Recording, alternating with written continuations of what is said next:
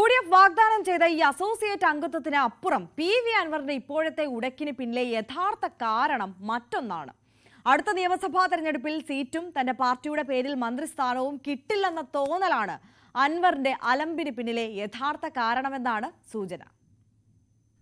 വരുന്ന നിയമസഭാ തെരഞ്ഞെടുപ്പിൽ UDF സ്ഥാനാർത്ഥിയായി മത്സരിച്ച് ജയിക്കുക, ഒരംഗമുള്ള ഘടകകക്ഷിക്കടക്കം മന്ത്രിസ്ഥാനം നൽകുന്ന UDF പദവിയിൽ മന്ത്രിയാവുക, ഇതായിരുന്നു PV അൻവറിന്റെ പ്ലാൻ. അതിനാദ്യമൊരു സീറ്റ് വേണം. നിലമ്പൂരിൽ UDF സ്ഥാനാർത്ഥിയാകാൻ പറ്റില്ലെന്ന് വ്യക്തമായതോടെ വയനാട് ലോക്സഭാ മണ്ഡലത്തിലെ തന്നെ തിരുവമ്പാടി സീറ്റിലായിരുന്നു അൻവറിന്റെ കണ്ണ്. കഴിഞ്ഞ 2 തവണയും മുസ്ലിം ലീഗ് സ്ഥാനാർത്ഥി തോറ്റ സീറ്റ്.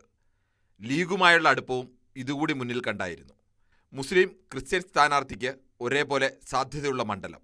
നിലമ്പൂരിൽ VS ജോയിക്ക് വേണ്ടി അൻവർ സമ്മർദ്ദം ചെലുത്താനുള്ള കാരണം ആര്യാടൻ ഷൗക്കത്തിനുള്ള വ്യക്തിവിരോധം മാത്രമല്ലെന്നും കാണാം.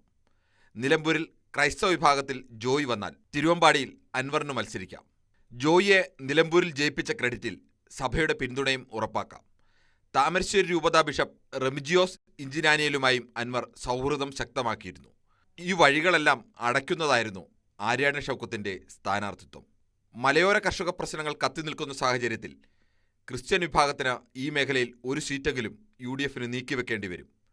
വയനാട് ലോക്സഭാ മണ്ഡലത്തിലെ 4 ജനറൽ സീറ്റിൽ ഏറനാട് ലീഗിന്റെയും കൽപ്പറ്റ കോൺഗ്രസിന്റെയും സിറ്റിംഗ് സീറ്റാണ്.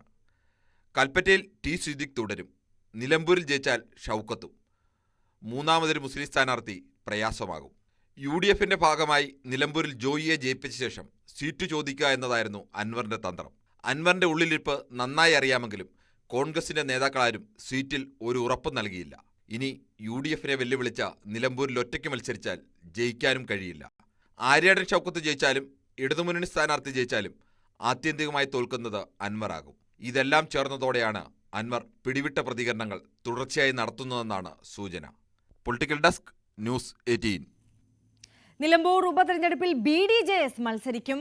NDA ക്യാമ്പിൽ നിന്ന് സ്ഥാനാർത്ഥി പ്രഖ്യാപനം ഇന്നുണ്ടായേക്കും. BDJS മലപ്പുറം ജില്ലാ പ്രസിഡന്റ് ഗിരീഷ് മേക്കാടാകും സ്ഥാനാർത്ഥി. അതേസമയം BJP സ്ഥാനാർത്ഥി വേണ്ടെന്ന സംസ്ഥാന അധ്യക്ഷൻ രാജീവ് ചന്ദ്രശേഖറിന്റെ നിലപാടിൽ നേതാക്കൾക്ക് എതിർപ്പുണ്ടെന്നാണ് വിവരം.